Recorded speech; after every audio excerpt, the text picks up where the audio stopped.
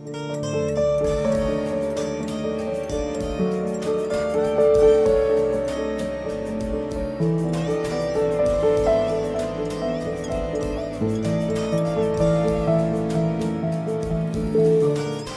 सिंह जी, राधे राधे। गुरुदेव, राधे राधे। गुरु आज्ञा ही जीवन है, गुरु वाणी ही सत्य है। गुरुदेव, आपका सत्संग सुनकर हमारे हर प्रश्न का उत्तर प्राप्त हो जाता है। मैं आपकी कृपा से प्रतिदिन आपका सत्संग प्रातःकाल सुनता हूँ। उसी के प्रभाव से मुझे कुछ अनुभव हो रहा है जिसे आपके द्वारा किसी के सामने प्रकट करने के लिए मना किया गया है। प्रभु निराकार हैं, क्या उनको देखने के लिए आंखों की, सुनने के लिए कानों की, चलने के लिए पैरों की इत्यादि की जरूरत है? ऐसी ही किसी चीज में मुझे प्रभु का भाव बन रहा है, साक्षात मुझे प्रभु नजर आने लगे हैं। क्या ये भ्रम है या सच? आप पहली बात तो ये है कि प्रभु निराकार ही हैं, ऐसा कैसे कह सकते हैं? प्रभु निराकार भी हैं, प्रभु साकार भी हैं। प्रभु सत है, असत से परे हैं, और प्रभु ही असत में भरे हैं। ये संसार को जिसे कहा गया असत ना, ये ही सत्य सच्चिदानंद भगवान ही भगवान है। भगवान के सिवा कुछ नहीं है। मत्ता परतरम नान्यत किंचिदस्ति धनंजय। जैसे कुम्हार है तो चाक अलग है, मिट्टी अलग है, फिर वो पात्र बनाता है। भगवान ने ऐसे सृष्टि नहीं बनाई, अपने आप से अपने आप को फैला दिया। वही भगवान है, दूसरा कुछ है नहीं। तो ये हम नहीं कह सकते कि भगवान निराकार ही हैं। नहीं, भगवान साकार भी है और निराकार भी है, और भगवान सत भी है, भगवान असत भी है। ये जो असत तुम देख रहे हो, इसमें सत भगवान ही है। जिसे तुम असत कह रहे हो वो भगवान ही है। भगवान के सिवा कुछ नहीं है। अब हमारा भाव कहाँ भगवान का लग जाता है? प्रहलाद जी से पूछा, खंबे में भगवान है? उनका हाँ खंबे में है। तो भगवान खंबे से नरसिंह रूप में प्रकट हो गए। हमारी जहां निष्ठा बन जाए, गुरु भगवान गुरु में बन जाए, तो गुरु भगवान दिखाई देने लगेंगे। श्री विग्रह में भगवान दिखाई दे। हमारा भाव बन जाए तो चर अचर में भगवान दिखाई देंगे। जड़ चेतन जग जीव जत सकल राम में जाने। वही साकार हैं, वही निराकार हैं, वही सगुण हैं, वही निर्गुण हैं, वही सबसे परे हैं, वही सब में भरे हैं। क्यों सब में भरे हैं? वासना वासुदेवस्य वासितम भुवनत्रयम सर्वभूत निवासोस्मि वासुदेव नमोस्तुते। अच्छा, जो अपने को अनुभव हो रहा है वो हम दूसरे को बताएं क्यों? ये अहंकार ही तो अंदर प्रेरित कर रहा है, बताओ कि कुछ हम श्रेष्ठ हैं। देखो, हमारे पास आने का मतलब है आपका ऑपरेशन होना। आपकी वो बात जो आपके भजन को ले डूबे, उसको हटा देना। आपको जितना अनुभव हो रहा है उससे करोड़ों गुना बढ़कर के संतों को अनुभव हो चुका है। अच्छा, उनको हम क्या बतावें? और जब माँ खवा रही है तो माँ को क्या बताएं कि तो संत और सदगुरुदेव तो पवा रहे हैं, उनको तो पता ही है कि आपको क्या मिला है, आपको क्या भाव बना है। तो बस शांत चुप गुप्त रहो। भजन जितना गुप्त उतना ही अंदर बढ़ता है, और जितना प्रकाशित उतना ही उड़ जाता है। ये कपूर की तरह है। कपूर को गुप्त रखो तो सुव्यवस्थित बना रहेगा, और खुला रख दो तो उड़ जाएगा। खुला मत करो। ये जो आपको शीतलता मिली है भजन की, जो अनुभव है किसी को भी, उसे खुला मत करो। बकाया अहंकार इतना प्रबल होता है कि वो छुपा नहीं सकता, और चाहे दीवार से कहेगा जरूर कि हमको ऐसा अनुभव होने लगा है। मतलब थोड़ा अहम का जो रूप होता है ना, वो बिना कहे नहीं रहेगा। और जो अहम को मार दे वही बार बार कहता, कहो कहो, हमने ये दान पुण्य किया, हमने ये भजन किया, हमको ये लाभ मिला, हमारी ये स्थिति है। भाई किसको बता रहे हो, क्यों बता रहे हो? तो बोले रहा नहीं जा रहा है, उसी को सह जाओ तो भजन आगे बढ़ जाएगा।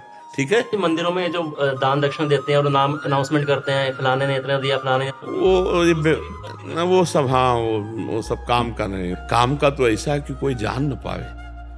दान पुण्य जानते हो कैसे होता? कोई जान ही नहीं पाया कि कुछ करके गया और चुपचाप चला गया करके। हाँ कहते हैं कि एक हाथ से दे दूसरा हाथ ला जाले, ऐसा भी कहते हैं। तो नेकी कर दरिया में डाल, कोई जान न पावे। पर वो जो माई को अलाउंस और दिखावा और वाह वाह जय जय तो हो गया, उतने में हो गया हिसाब किताब। वो भगवान की प्राप्ति वाला दान पुण्य नहीं है। सस्ते में निपट गए। हाँ, बहुत ही ये घाटे का सौदा है। इतनी मेहनत करके अर्थ कमाया और आपने 100 लोगों को भोजन पवाया और इसके बाद पोस्टर छपवा दिए, लोग पढ़ रहे हैं कि आज 100 ब्राह्मणों का भोजन, 100 साधु का भोजन, ये खत्म खत्म, जो पढ़ रहे हैं सब खत्म, आपके पुण्य के हिस्सेदार हो गए। किसी को न, मतलब यहाँ तक कि अगर कोई पूछे कि आप करवा रहे हो क्या, तो तुरंत उत्तर नहीं हम तो पत्तल परोस रहे हैं, हम तो कोई जान न पावे कि कौन करवा रहा है, और चुपचाप गुप्त, तो वो सब जमा हो गया भगवान की बैंक में, और आपको कई गुना बढ़कर मिलेगा यदि कामना रखते हो, और नहीं रखते हो तो वही आपकी भगवत प्राप्ति का हेतु रह जाएगा। महाराज जी पिछले साल उन्होंने जगन्नाथ जी की विदाई करवाई थी घर से, तो वो तो फिर सबको पता लग ही जाएगा कि तो आपके घर से जगन्नाथ नहीं, ऐसे भक्ति के प्रसंगों में हम चाहते हैं, जैसे हम नाम कीर्तन करें तो सबको पता हो रहा है ना कि नाम कीर्तन हो रहा है, हम प्रचार प्रसार नहीं करना चाहते, हम अपने इष्ट का आराधन कर रहे हैं, वो अंदर की बात होती है। वो बात जैसे कि 100 रुपया अमुक ने दिया, ऐसा ऐसा कार्य किया धर्म का, भक्ति का, उसका प्रचार हम करना चाहे, वो अलग बात है। अब हमारे घर में कीर्तन हो रहा है, हमारे घर में संत महात्मा आ रहे हैं, उनका हम स्वागत कर रहे हैं, 4 लोग जान रहे हैं, इससे कोई हानि नहीं होगी, क्योंकि हमारा प्रचार प्रसार का थोड़े आकाश से थोड़ी गुप्त रूप से आ जाएंगे। संत महात्मा भगवंत के जो उत्सव होते हैं घर में, वो तो होते ही हैं, उससे कोई से हम उसको प्रचार प्रसार इस रूप में ना करें कि हम बड़े धर्मात्मा, हम बड़े दानी, हम बड़े पुण्यात्मा, नहीं, उसका वो सुकृत क्षीण हो जाएगा। अभिषेक मित्तल जी, राधे राधे महाराज जी। राधे राधे महाराज जी। भगवान श्री कृष्ण भगवत गीता के 4थे अध्याय के 9वें श्लोक में कहते हैं कि जो मेरे जन्म और कर्म को तत्व से जानता है उसका पुनर्जन्म नहीं होता। यहाँ महाराज जी भगवान को तत्व से जानने का क्या अर्थ है? भगवान के ही वचन है, मेरा जन्म भी दिव्य है और मेरा कर्म भी दिव्य है। जो भगवान को दिव्य जानता है वो तो भगवान सर्वत्र व्याप्त है। भगवान अजन्मा होते हुए भी अपने भक्तों के प्रेम के लिए जन्म धारण करते हैं। विप्रधेन सुर संत हित लीन मनुज अवतार। लेकिन भगवान को ये देखना कि मनुष्य रूप में भी भगवान चिदानंदमय देह तुम्हारी विगत विकार जान अधिकारी। भगवान सच्चिदानंद रूपाय हैं, भगवान विश्वोत्पत्त्यादि हेतवे हैं, भगवान तापत्रय विनाशाय, वो श्री कृष्णाय वयम नुमा। ये जो तत्व से जानता है कि भगवान त्रिगुणातीत हैं, भगवान कालातीत हैं, भगवान दिव्य हैं, भगवान अजन्मा हैं, पर अजन्मा होते हुए भी अपने भक्तों के लिए जन्म की लीला करते हैं। वो माँ के गर्भ में नहीं रहते। भय प्रगट कृपाला दीन दयाला, भगवान प्रगट होते हैं और सामने पहले प्रगट हुए चतुर्भुज रूप से। फिर माता अपनी बोली सोमति डोली तजहु ताते रूपा, की जय शिशलीला अति प्रियशीला सो सुख परम अनुपा। तो सुनि वचन सुजाना रोदन ठाना होई बालक स्वरूपा। ये चरित्र जे गावे हरिपद पावे तेन परम भवगोपा। भगवान जो है बाल रूप धारण करते हैं माता जी की प्रार्थना पर, वैसे भगवान दिव्य रूप से प्रकट हुए। तो भगवान माता के गर्भ में जाने वाले कोई मनुष्य नहीं है। भगवान अजन्मा अद्वितीय निर्विकार चिदानंद सच्चिदानंद वही अवतार लेकर दिव्य लीला और दिव्य कर्म करते हैं। भगवान के कर्म दिव्य होते हैं, मानुष कर्म थोड़ी होते हैं। जैसे भगवान ने छठी के दिन पूतना का उद्धार किया, कोई मार सकता था? बड़े बड़े देवता कांपते थे पूतना से। तृणावर्त बकासुर अघासुर गिरिराज गोवर्धन को उठाना, काली देह के विष को अमृत कर देना, कालिया का मर्दन करके रमण द्वीप भेजना, भगवान की सब दिव्य लीला कर्म है ना। तो भगवान कहते जो मुझे तत्व से जानता है, तत्व से वही मेरे को जानता है और वो परम पद को प्राप्त होता है। जो मुझे तत्व से जानता है वो परम पद का अधिकारी हो जाता है, वो भगवान को प्राप्त हो जाता है। समझ पा रहे हो आप? जैसे महाराज जी हम कृष्ण के बारे में सुनते हैं, उनका लीला श्रवण करते हैं, सत्संग सुनते हैं, तो हमने उनकी लीला समझ ली। अभी नहीं समझी, अभी समझी नहीं, मतलब अभी सुनी है सिर्फ। अभी सुनी है। जब समझने का तात्पर्य तब होता है जब कृष्णमय मन, कृष्णमय बुद्धि, कृष्णमय चित्त और कृष्णमय अहंकार। अभी देहमय अहंकार है, अभी बुद्धि त्रिगुण के अंतर्गत है। और लीला चरित्र सुनते सुनते जब त्रिगुणातीत बुद्धि हो जाएगी और आपका अंतःकरण कृष्णमय हो जाएगा, तब आप सोई जाने जे देव जनाए, वो जनाएंगे तब समझ पाओगे। कृष्णमय होकर कृष्ण की लीला में डूबा जाता है। अभी तो कृष्णमय कहाँ, अभी तो देहमय हो, अभी तो बुद्धि काम कर रही है, अभी तो मन भी तो है ना। उदो मन न भय 10-20 एक हो तो सो गयो श्याम पे। अब लीला चरित्र दर्शाएगा, अब लीला चरित्र समझ में आएगा। अभी तो मन है ना, बुद्धि है ना, चित्त है ना, आम है। अभी तो आप सुन रहे हैं, अभी आप सुन रहे हैं, अभी तो मनन भी पूरा नहीं हो रहा है। जब मनन और श्रवण करते करते तदाकार स्थिति हो जाए, तदाकार मन कृष्ण, बुद्धि कृष्ण, चित्त कृष्ण, अहम कृष्ण, अब वो कृष्ण बन करके कृष्ण की लीला में प्रवेश पाता है। कृष्णाकार होकर ही तो कृष्ण लीला में प्रवेश पाता है। ऐसे मनुष्य भाव में थोड़ी, देहाभिमानी थोड़ी लीला को समझ पाएगा। कैसे समझ पाएगा लीला को? अब सोचो, वो भगवान माखन चोरी कर रहे हैं, जो अनंत ब्रह्मांडों का भरण पोषण कर रहे हैं। बाबा के यहाँ बाल्टियों में दूध दही थोड़ी होता है, कुंडों में है। दूध का कुंड, दही का कुंड, घृत का कुंड, मक्खन का कुंड।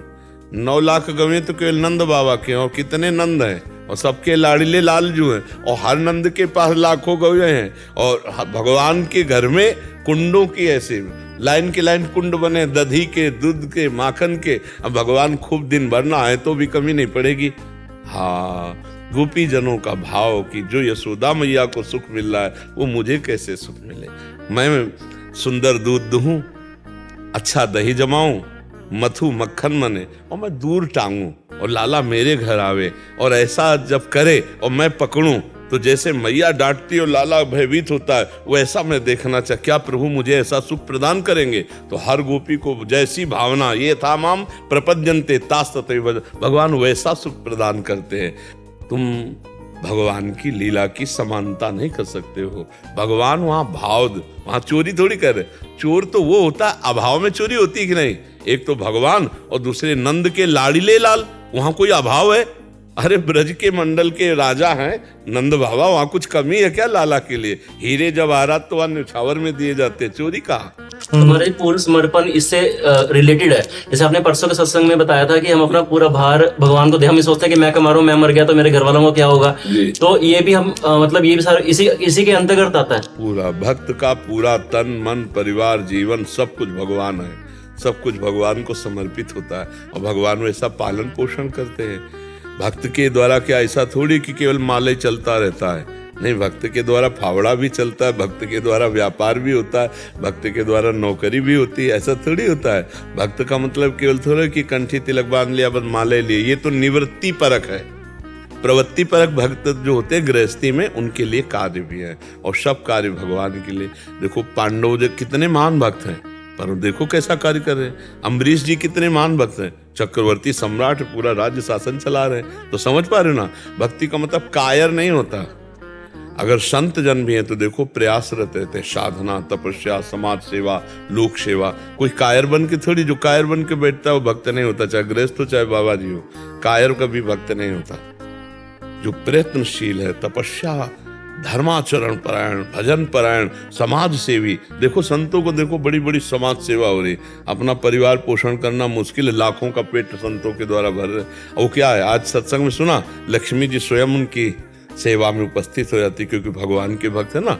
ऐसे मांगे थोड़ी कोई देता है, भगवान देते, अपने आप सब चलता है। छल कपट पाखंड काम नहीं करता, ध्यान रखना। आज नहीं तो कल जब पोल खुलेगी तो पूरा का पूरा महल गिर जाएगा। सच्चाई से भगवान की भक्ति करो, इह परलोक सकल सुख पावत मेरी सो भैया कृष्ण गुण संचु। इह लोक और परलोक में समस्त सुख आपको प्राप्त। अरे भगवान का भजन करना परमानंद, पर इसमें कसौटी कसना पड़ेगा। देखा ना हरिपाल जी का चरित्र सुना, कसौटी में कस गए तो भगवान लुटने के लिए आ गए, अपने को लुटाने के लिए आ गए। तो ये भाव है। जगरूप सिंह जी न्यूजीलैंड से। राधा वल्लभ श्री हरिवंश महाराज जी, मैं नीच मूर्ख और पतित अजामिल हूँ। महाराज जी 2021 में श्री वाहिगुरु की कृपा से YouTube से संत संग हुआ और नाम चलने लगा, अथवा नाम जपते समय एक भाव था कि जिसका नाम जप कर रहा हूँ वो मेरे सामने है, वो मेरा प्रेम स्वरूप है, दयालु है, और खूब नाम चलता था। बाद में धीरे धीरे वो भाव खत्म हो गया और कुभाव हो गया, और नाम जपने में 1 सेकंड भी चित्त नहीं लगता था। अभी भी नाम जपते इसमें 2 भाव ही हमने पकड़े हैं। 2-4 घंटा समस्या रहना भोजन का दोष होता है, और लंबे समय तक दिनों में दोष आ जाना, अपने में अहंकार आ जाना कि मैं भजनानंदी हूं, मैं बहुत श्रेष्ठ हूं, दूसरे में लघु भाव आ जाना, इससे या किसी संत का अपराध निंदा कर देने से। इन 2 भावों से ही ऐसा होता, तीसरा नहीं है। खूब छानबीन करके आप देख लीजिए इसको। अब आपके अंदर कौन सा भाव आया वो आप देख लीजिए। उसी दोष के कारण ये भजन रुकता है, अन्यथा भजन नहीं रुकता। क्यों भाई, आप बताओ, आपने कुछ पकड़ा कि आपका कहीं अहंकार तो नहीं बढ़ गया इस बात में कि मैं बहुत भजनानंदी हूँ, भगवान मेरे सामने, और किसी के प्रति लघु भाव और या किसी संत की निंदा? नहीं, ऐसे नहीं रुक सकता, बिल्कुल ऐसे नहीं रुक सकता। ये बड़ा सूक्ष्म भजन का मार्ग है।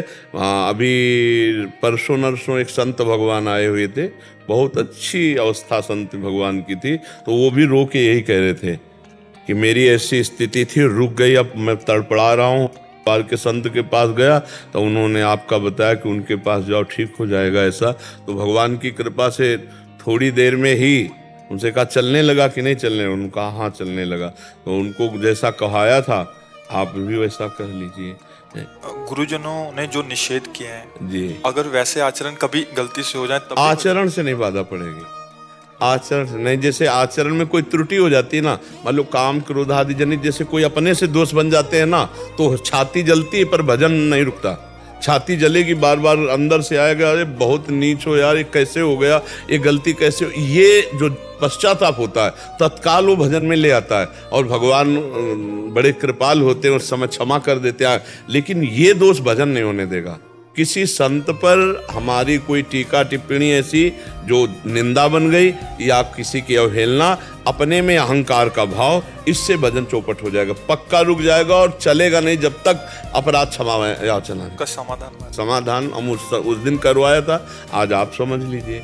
हे विश्व के समस्त संत भगवान, व्यक्त और अव्यक्त, हमारे जाने अनजाने में जो कोई पाप या अपराध बन गया हो, जो कोई दोष बन गया हो, मुझे अज्ञानी का क्षमा करो। मैं हृदय से क्षमा चाहता हूँ और सब मुझे आशीर्वाद दो कि मेरा भजन पुनः चलने लगे। ऐसा यहाँ तो सुना, एकांत में कहीं एकांत में खड़े होकर ऐसी प्रार्थना करना, चारों तरफ घूमकर विश्व के सब संतों को प्रणाम करना, और जिसकी याद आ जाए और ये लगे कि इनके प्रति दोष किया है तो अगर वो उपस्थित हों तो उनसे प्रार्थना मांग, अगर वो अंतर ध्यान हो गए तो उनसे विनय कर लीजिए, तत्काल भजन चलने लगेगा। बिना अपराध के भजन नहीं रुकता, पक्की बात सुनो। 2-4 घंटे विक्षेप पड़ना भोजन से हो सकता है, लेकिन दिनों में भजन रुक जाना ये अपराध से ही होता है, और बड़ा सूक्ष्म अपराध होता है, बड़ा सूक्ष्म अपराध होता है, मतलब ये बहुत सूक्ष्म होता है। किसी भी संत के प्रति जरा भी भाव आ जाए तो इसलिए ये बहुत सूक्ष्म विषय, किसी भी संत महात्मा के प्रति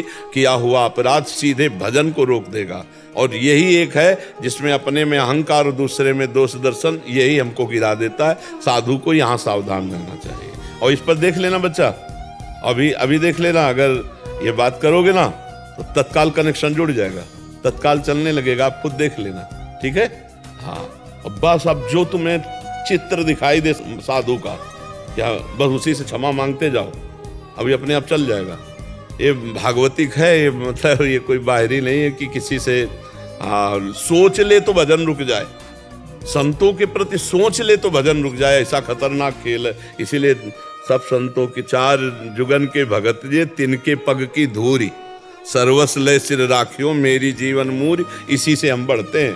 भक्तों का अपराध ना, भक्तन का अपराध सो डरपत रहो, ये अपराध ऐसो है पूरे जीवन के सुकृतन को नष्ट कर दे, पूरे पुण्य पूरे जीवन के नष्ट कर दे। साधु अवज्ञा तुरंत भवानी, कर कल्याण अखिल ज्ञानी। यहीं से हम नए साधक हैं तो चूक हो जाती है कि हम भजनानंदी, हम श्रेष्ठ, और दूसरे अरे बड़े विचित्र विचित्र भगवान के भक्त हैं, आपको क्या पता कौन किस स्थिति में। सबको नमस्कार करो। अच्छा, संबे भगवान है तो भगवान तो आदेश कर ही रहे हैं, सातो सम मोहि मैं जग देखा, मोते अधिक संत कर लेखा। 7वीं भक्ति है, सब में समान भाव से भगवान को देखे, लेकिन भगवान कह रहे हैं मेरे से भी अधिक मेरे भक्तों को देखो, मेरे संतों को देखो, मोते अधिक संत कर लेखा। ये भगवान की 7वीं भक्ति का वर्णन स्वयं भगवान ने किया। संतों को भगवान से भी बढ़कर के देखे तो अपराध ही नहीं बनेगा, बच जाए। अगर कोई संत इधर उधर तो अपना आंख मूंदे, अपने को बचाओ, चलो भगवान उसकी लीला को भगवान जाने, अपने चलो। हम दूसरे के ठेकेदार थोड़ी है, पूरी सृष्टि के ठेकेदार तो भगवान है, जो जैसा करेगा भोगेगा। हम काहे को निंदा स्तुति करें, हम अपने मार्ग को पुष्ट करें। नारायण स्वामी कहते तेरे भावे जो करे भलो बुरो संसार, और नारायण तू बैठ के अपनो भवन बुहार, तू अपने को ठीक कर ले, दूसरे की चिंता मत कर, दूसरे सब भगवत स्वरूप है, भगवान संभालेंगे। कुणाल जी दिल्ली से। राधे राधे महाराज जी, आपके चरणों में कोटि कोटि प्रणाम। महाराज जी, श्रीमद् भगवत गीता अध्याय 9 श्लोक संख्या 29 में भगवान अर्जुन से कहते हैं कि मैं सबके प्रति समान हूँ, लेकिन जो कोई भक्ति पूर्वक मेरी सेवा करता है वो मेरा मित्र है, मुझ में है और मैं भी उसका मित्र हूँ। महाराज जी, भगवान तो भावग्राही जनार्दन है, तो क्या भगवान की सेवा भाव अनुसार करनी चाहिए या नियमानुसार? दोनों प्रकार की है। जो वैदिक सिद्धांत से चलते हैं वो नियमानुसार चलते हैं, और जो भगवान के प्रेम मार्ग के पथिक वो भावानुसार चलते हैं। और भगवान का जब नियम पूर्वक आराधन होता है तो फिर भाव की प्राप्ति हो ही जाती है। और कुछ ऐसे प्रेमी जन हैं जो नेम की परवाह न करके भाव से करते हैं, जैसे वृंदावन के प्रेमी जन जो है ना, ये भाव प्रधान है। और अन्यत्र वैदिक सिद्धांतों से भगवान की सेवा होती है, यहाँ प्रेम से होती है। यहाँ कहो 4 बजे सुबह ही भोग लगा दे ठाकुर जी को, जैसे कर्माबाई की खिचड़ी की ना, वो भाव। और जो सिद्धांत है, स्नान करके फिर मंगला, फिर ऐसे कर्माबाई सीधे उठती थी, न कोई स्नान न कुछ, और सीधे खिचड़ी बनाती थी कि रात भर ठाकुर को भूख लगी होगी, और बुलाती तो ठाकुर जी गोद में बैठ करके पाते थे। वैसे भगवान रीझते प्रेम से ही है, नहीं? हाँ, भाव का भूखा हूं मैं, और भाव ही एक सार है। भाव से मुझको भजे तो भाव से बेड़ा पार है। भाव बिन सुनी पुकारे मैं कभी सुनता नहीं, भाव पूरित टेर ही करती मुझे लाचार है। भावोत्सवेन भजताम रस काम धेनुम तम राधिका चरण रेणु महाम स्मरामि। पर जो सिद्धांत नियम से चलते हैं, वैदिक सिद्धांत से, वो भी आखिरी में भाव को ही प्राप्त होते हैं। पर भगवान प्रधानता भाव की रखते हैं, भाव से ही भगवान को अधीन किया जा सकता है। भावोत्सवेन भजताम रस काम धेनुम। भाव में भर करके एक बाजरे की रोटी भोग लगाए तो ठाकुर धन्ना जाट के यहाँ पाए, नहीं? वैदिक मंत्रों से और भाव नहीं है तो फिर भगवान, भाव को भगवान ग्रहण करते हैं। भावग्राही जनार्दन। पर साधक को तो गुरुदेव नियम देते हैं। हाँ, तो उसी से तो भाव की प्राप्ति होती है। लंबे समय तक नियमावली, हाँ, नियमावली से चले तो भाव की प्राप्ति हो जाती है। अब जैसे अपने लोगों की नियमावली भाव वाली ही है। कुछ सिद्धांत है वैदिक सिद्धांतों से, ऐसे ऐसे ऐसे, तो फिर वो आगे चलकर भाव को प्राप्त होते हैं। अपनी जैसे वृंदावन की उपासना ये भाव से ही है, इसमें जो नेम है वो भी भाव के ही है। हाँ, ये नहीं कि नेम करके भाव को प्राप्त होगा, यहाँ भाव से ही नेम का पालन हो रहा है। वहाँ नेम के द्वारा ही भाव का पोषण होगा। अगर जो नेम के विरुद्ध होगा वो भाव नहीं स्वीकार किया जाएगा। और यहाँ भाव के द्वारा ही नियम है, जो नियम भाव में बाधा पहुंचाएगा उसका त्याग कर दिया जाएगा। यहाँ न लाज तीन लोकन की, न वेद को कहो करे, न शंख भूत प्रेत की, न देव जच्चते डरे। वेदान्नपि संन्यस्ति सा केवलम अवच्छिन्न अनुरागम लभते। जो वेद का भी संन्यास करके और भाव में भगवान के, वो प्रेमी जन। प्रेम की बात अलग है। और तभी वो है उद्धव जी से जो गोपी जनों की वार्ता हुई ना, तो नेम उद्धव के भूले, सब वैदिक सिद्धांतों के ज्ञाता बृहस्पति शिष्य उद्धव लौट गए चरणों में गोपियों का भाव देखकर, गोपी का प्रेम देख करके। तो सारे नियमों की पूर्ति प्रेम भाव में ही है। और अपने लोगों की तो उपासना ही भाव की है। भावोत्सवेन भजताम रस काम धेनुम तम राधिका चरण रेणु महाम स्मरामि। कर्मा भाई भगवान जगन्नाथ की शुक्र भक्त रही, तो उनका भाव अगाढ़ आप, तो महाराज जी जैसे हम भक्तों का प्रेम भाव इतना अगाढ़ ना, तो हम पैदा करें ना। हृदय तो वही अविनाशी, तो हम भगवान के अंश है। जो कर्माबाई अविनाशी अंश थी वही हम अविनाशी अंश है। जो कर्माबाई का हृदय था वही हमारा हृदय। अंतर ये कि कर्माबाई का हृदय जगन्नाथ जी के लिए था, हमारा हृदय जगत के भोगों में लगा है। बस अंतर इतना है। तो खींच ले तो बात उतनी वही आ जाएगी। हम लोग ये जो दूरी बनाकर बात करते हैं कि वो तो अमुक थे, भला हम कैसे हो सकते हैं? नहीं, उनके भी भगवान थे, हमारे भी भगवान थे, वो भी भगवान के अंश थे, हम भी भगवान के अंश थे। अंतर ये है कि वो केवल भगवान में चित्त लगाए थे, हम विषयों में, भोगों में लगाएं। बस अंतर इतना है, हमको अपने चित्त को, मन को हटाकर प्रभु में लगा दे तो वही आ जाएगा, फिर कोई अंतर नहीं होगा। तस्मित् तज्जने भेदा भावा, भगवान और भगवान के जन में अभेद स्थिति हो जाती है। तो हम कमजोर क्यों बने? हम उनका चरणों का आश्रय लेकर वैसे ही बढ़े। हम भी तो भगवान के अंश हैं। हम भी तो भगवान की आराधना कर सकते हैं, पर हम विषयों में मन दिए, इसीलिए हम अपने को दीनहीन विषयी मान लेते हैं। नहीं, वो दोष है, हम उसका त्याग करेंगे, आगे बढ़ेंगे। कि महाराज जी प्रयास करते हैं। हाँ, नाम जप करो, भगवत चर्चा सुनो, भक्तों का आश्रय लो, भक्त नामावली गायन करो, इससे बहुत लाभ प्राप्त होता है, भक्तों की कृपा प्राप्त होती है। आनंदी लहोटी जी। राधे राधे महाराज जी। महाराज जी, मैं कौन, मेरा कौन? मैं नहीं, मेरा नहीं, ना मैं कुछ हूं ना मेरा कुछ है, तो जो है वही है, बस वो है। जहां है के आगे कुछ लगा, वो क्या है? वही माया है, बस केवल है। ये नहीं है, वहां भी है, ये है, वहां भी है।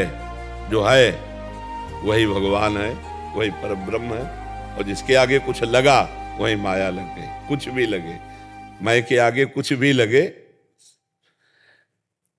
अभी लगा हुआ है आप स्त्री है, मैं स्त्री हूं, लगा है ना, मेरे पति है, मेरे परिवार है, मेरा पुत्र, इसी का नाम माया है।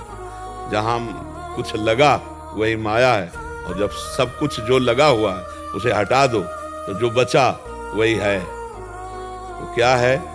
परमात्मा है, ब्रह्म है, भगवान है, ईश्वर है, जो कहना चाहो। योगी उसे परमात्मा कहते हैं, ज्ञानी उसे ब्रह्म कहते हैं, भक्त उसे भगवान कहते हैं। वो एक ही परम तत्व है। जो है वही आप हैं, जो आप इस समय मान रहे हैं ये नहीं। बस दो ही प्रकार से भगवत प्राप्ति होती है, अन्वय और व्यतिरेक। व्यतिरेक नहीं, अन्वय है, ये नहीं है। ये पहले भी नहीं था, बाद में भी नहीं रहेगा, बीच में केवल दिखाई दे रहा और रोज नाश हो रहा है, रोज नष्ट हो रहा है। ये नहीं है। ये जिसे हम कह रहे नहीं है, इसमें भी है। ये नहीं है तो इसमें भी है। ये जो चलन हिलन डुलन उसी परमात्मा से ही तो रही, चैतन्यता उसी परमात्मा से। वो परमात्मा अभी अंतर ध्यान हो जाए, शांत हो जाए तो है। जब मुर्दा है तो क्या ये मुर्दा है तो उसमें भी है। बोले मुर्दे में परमात्मा है, हाँ है। कथा सुनिए, वेन के शरीर का मंथन किया गया तो दाहिने से भगवान पृथु का अवतार हुआ और बाएं से अर्ची जी का अवतार हुआ। वेन के मुर्दे शरीर से भगवान का अवतार हुआ। पढ़ लेना भागवत में, वेन चरित्र में भगवान पृथु का अवतार हुआ मुर्दे से। कोई जगह नहीं जहां वो है नहीं, तो मुर्दे में भी तो है। कोई जगह नहीं जहां परमात्मा नहीं। वही जो है, बस वही है। ना हम है, ना तुम है, ना मैं है, ना मेरा है, वही है। हम कौन है? वही है। मेरा क्या है? बस वही जो है, और कुछ नहीं। मेरे तो गिरधर गोपाल, दूसरो न कोई। बस ये बात समझ लो तो फिर दूसरो न। वही जो है वही आपका है, वही जो है वही आप हैं। जो है वो आपका है, जो है वही आप है। इसके सिवा ना आप हैं और ना आपका कुछ है। आप शरीर को लेके और आपका माना हुआ संबंध, धन संपत्ति, रुपया पैसा, या भी अभी शरीर छूटे, दुनिया में लाखों का मेला जुड़ा, हंसा जब जब उड़ा तो अकेला उड़ा। कोई साथी नहीं, कोई साथी नहीं। बड़ा प्रपंच जिंदगी में जोड़ते हैं और जब शरीर छोड़ के जाते तो कोई साथी नहीं। अपना किया हुआ वही कर्म, पाप पुण्य वही भोगो जाकर के। और अगर अभी है को जान लो तो पाप पुण्य से मुक्त हो जाओगी, ब्रह्म प्राप्त हो जाओगी, मुक्त हो जाए। तो उसको जानना बड़ा कठिन है, इसलिए नाम जप करो। हर समय भगवान का नाम जप करो, इसी से भगवत प्राप्ति हो जाएगी। Para commando Yaduveer Singh ji. गुरुदेव, आपके चरणों में कोटि कोटि प्रणाम। गुरुदेव, मैं पहले कभी व्रत रहा नहीं, पर आपकी कृपा से अभी गुरु पूर्णिमा से प्रत्येक गुरुवार को व्रत स्टार्ट किया है। 2 बार व्रत टूट भी गया। इसमें श्री जी से मांगता हूं कि आपका स्वास्थ्य हमेशा ठीक रहे और उम्र इतनी लंबी हो जाए कि आप इस कलयुग के सभी जीवों का कल्याण करते रहें और श्री जी कृपा नहीं, हम वो सब पर उम्र बरसते तो लिमिट है, हमको पता नहीं, आपको पता नहीं, पर प्रभु को पता है कि इतने ही सेकंड, इतने मिनट, इतने महीने, इतने साल जिएगा ये शरीर। उसी बल से हम दाढ़ते रहते हैं, इसी ज्ञान से उन्हीं का बल चल रहा है। वो जितना लंबा चलाना होगा उनको चला देंगे। हम ये चाहते हैं कि हमारे जिंदा रहने का फल है कि आप सबकी बुद्धि इतनी बढ़िया भगवान में लग जाए, गंदे आचरण छोड़ के, कि जब मिलो तब मुस्कुराते हुए प्रसन्न और आनंदित, तो मुझे लगेगा मुझे जीने का फल मिल गया। आपके साधना का फल मेरा जीना नहीं है, मेरे जीने मेरी साधना का फल आप हो। आप मुस्कुरा दो, आप आनंदित रहो, आप प्रसन्न रहो, आप हमारे राष्ट्र की सेवा करो, आप गंदे आचरणों से मुक्त हो जाओ, यही हम चाहते हैं। हमारी समाज सुधरे, हमारे नौजवान सुधरे, उनकी सद्बुद्धि हो, वो सुखी रहे तो हम सुखी हैं। हमारे जीने का, बहुत लंबा जीने का लाभ यही है कि हमारे वचनों से, हमारे दर्शन संभाषण से हमारे भारतवासी, हमारे विश्व के जन सतमार्ग में चले, तब तो हमारा जीना ठीक है। नहीं तो आप सतमार्ग चल रहे हो तो हमें बड़ी प्रसन्नता है। व्रत टूट जाना, हम व्रत पर ज्यादा आपको ध्यान नहीं देंगे, हम आपको ध्यान देंगे। सुनो, आप हमारे सरकारी आदमी हो, राष्ट्र सैनिक हो, आपको जो मिले भरपूर भोजन पाओ और हर समय तैनात रहो दुश्मन की छाती चीरने के लिए। आपका व्रत तिरंगे की रक्षा, राष्ट्र समाज की सुरक्षा, इसके अवसर पर आपको ये नहीं ध्यान आना चाहिए कि हमें पानी पीना है, कि हमें भोजन पाना है। यही व्रत है। मिले अच्छे से भोजन पाओ, नाम जप करो, और कई कई दिन ना मिले तो प्राणों की बाजी लगाकर हम अपने देश की रक्षा के लिए भूखे भी रह सके, इसकी भी परवाह ना हो। ऐसे व्रत तो ठीक है, ऐसे नहीं मिला कोई बात नहीं, आप ऐसे अभ्यास कर लो, लेकिन हमारा उद्देश्य यही है कि नाम जप न छूटे। अब मान लो व्रत में नाम जप छूट जाए और व्रत में आपको हमारी राष्ट्र सेवा में लगेगी, आज तो व्रत है, आज हम नहीं जाएंगे, नहीं व्रत रहो, बिल्कुल मत रहो। दबा के पाओ, चौड़ी छाती करके दुश्मन की छाती पे गोली बरसाने की तुम्हारे अंदर उत्साह वृत्ति हो, बस ये व्रत है। और खूब नाम जप कर, समझ रहे? हाँ, ऐसे रह पाओ, कोई बात नहीं, नहीं रह पाओ तो कोई बात नहीं, भोजन पाओ और हर समय जहां तैनात हो ईमानदारी से तैनात रहो और नाम जप करो, यही सबसे बड़ी साधना आपकी है। ऐसे सहज स्वाभाविक रह जाओ, टूट जाओ, कोई भैया हमारी बात समझना। ये व्रत भगवान की हम प्रसन्नता के लिए रहते हैं, अपने शरीर को कष्ट देते हैं। अगर हमारा भजन ना हो तो केवल व्रत रहने से भगवान मिलते, तो कितने ऐसे पशु पक्षी हैं जो केवल पानी पी के रहते हैं।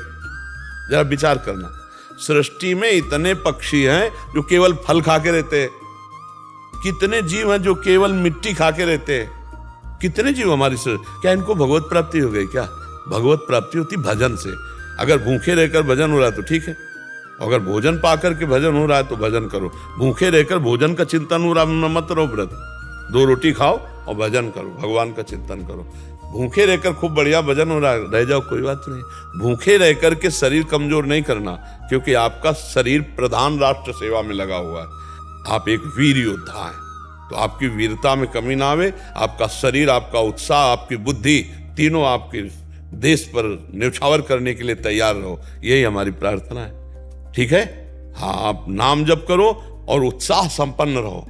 आपको राष्ट्र सेवा में अपने प्राणों को न्यौछावर करने का उत्साह बना रहे, सबसे बड़ा ये वीर व्रत है, इस जो आपके लिए इस समय है, और कोई व्रत नहीं। हर समय आप अलर्ट, जहां आप तैनात किए गए हो वहां गद्दारी न होने पावे, वहां अधर्म न होने पावे। जरा सी चूक में न जाने कितनों की जान पर आ जाएगी। मान लो आतंक फैलाने वाले लोग जरा सी चूक में निकल आवे तो चूक तो हो जाती है, तो कितने सैकड़ों को मार देते हैं। हमको हर समय सावधान रहना है। जो हमारे राष्ट्र के सैनिक हैं उनका संतों के समान सम्मान करते हैं, इसीलिए कि उनको कहाँ तैनात कर दिया जाए कोई प्रश्न नहीं है। अपने प्राणों की बाजी लगाकर, हर समय परिवार से दूर रहकर, हर कष्ट सहकर राष्ट्र रक्षा में समर्पित है।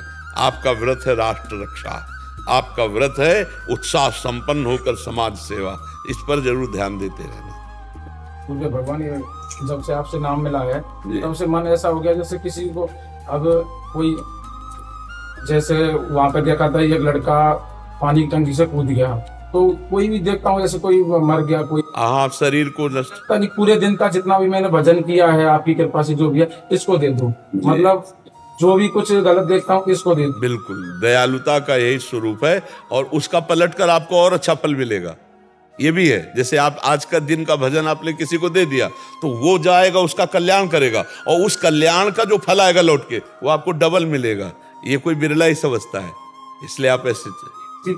अब फौजी क्वार्टर में थोड़ा सा छोटे छोटे कीड़े मकोड़े होते हैं, अब मेरा मन उससे ज्यादा दुखी होता है। वॉशरूम में भी जाता हूँ तो मैं उनको निकाल निकाल के बाहर रखता हूँ, मतलब मेरे को लगता है कि नहाना यही है, फिर भी जाते नहीं है, खूब झाड़ू मार लिया कुछ। हाँ देखो, कुछ जीवों की सृष्टि ऐसी है जिनका दिन में विनाश होता ही है। जैसे आप गाड़ी से चल रहे हो, हजारों जीव मरते हैं, आप जूता पहने चल रहे हो, हजारों जीव मरते हैं, और सही पूछो आप सांस ले रहे हो, इसमें बहुत से जीव मर रहे हैं। तो ये तो सृष्टि के विधान से हमको ये देखना है कि हम जानबूझकर किसी जीव को कष्ट ना दें। और दूसरी बात, ये हिम्मत, इतनी दयालुता ना घुस जाए कि सामने वाला पता नहीं आतंकवादी है कि नहीं है, तो हम पूछेंगे उससे क्या कि तुम भैया आतंकवादी हो क्या, तब तक तुम्हें शूट कर देगा। हमारी बात समझना, क्योंकि आप राष्ट्र सैनिक हो। हमारा उपदेश जो है, जहाँ दया का है वहाँ अलग डिपार्टमेंट है, और अपने देश के लिए सुरक्षा और अन्य जीवों की रक्षा, ये तो हम पैर संभाल के रख सकते हैं, किसी कोई जीव ना मरे, इतना तो ठीक है। लेकिन इतना हृदय लुजा ना हो जाए कि कहीं शत्रु पक्ष के लिए भी दया, शत्रु पक्ष में दया नहीं होती। और आप लोग हमारे राष्ट्र के सैनिक हैं, तो इस पर आपको विशेष ध्यान रखना, ज्यादा हृदय दयालु नहीं होना चाहिए। समझ रहे हो आप? जैसे मच्छर है, जैसे चींटी है, ये क्या है, आप लाख बार सोनी से चींटी हटा दो, पोछा लगाओगे तो पोछा देखोगे 10-5 मरी मिलेंगी। अब बाथरूम है, रसोई है, कुछ ऐसे जीव हैं जो अपने आप निकलते हैं और मर जाते हैं। हमको जानबूझ के नहीं मारना, हमको हटा देना है, हम ये चाहते, पर वो इतना पश्चाताप भी ना करे। बहुत से छोटे छोटे जीव आ, तो इतना हृदय को थोड़ा लुजा न कर दे कि मतलब हम इसी दिमाग में पर फंसे रहे कि यार ये नहीं। अब जैसे गाड़ी चलाते हुए एक आदमी परसों हमें प्रश्न किया कि हम गाड़ी चला रहे थे, रफ्तार से चला रहे थे, कोई गाय एकदम ऐसे आई, अब संभाले तले को गाय पधार गई। अब वो कह रहा था कि मैं बहुत दुखी हो गया। मैं तो उसको समझाया कि भाई गाय बैठी होती, गाय खड़ी होती, और आपकी ड्राइवरी में कमी होने के कारण उसको लग जाता, आप अपराधी थे। लेकिन अचानक कोई पशु, गाय या कोई पशु भी आ जाता है, तो अब वो रफ्तार से, जैसे हाईवे पे गाड़ी चल रही, अब वो एकदम ब्रेक थोड़ी में लग जाएगी, और वो क्रॉस कर रही रफ्तार से, उसको पता थोड़ी है, अब वो पधार गई।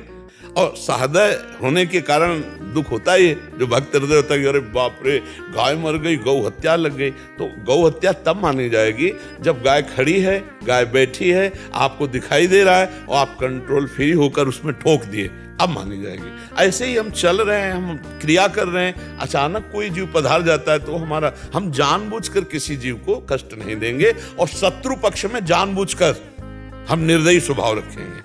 हमारे दयालुता को कोई जान न पावे, दयालुता हमारा हृदय का विषय है, लेकिन राष्ट्र रक्षा के लिए बहुत हमें स्वभाव में कठोरता धारण करनी पड़ेगी। समझ रहे?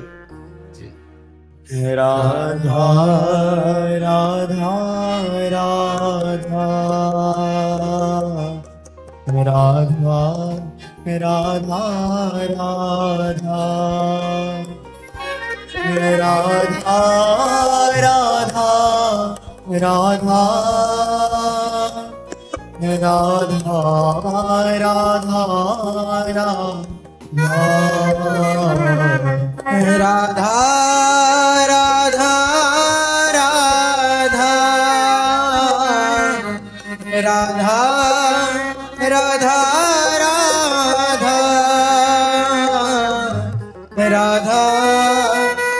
राधा राधा राधा राधा राधा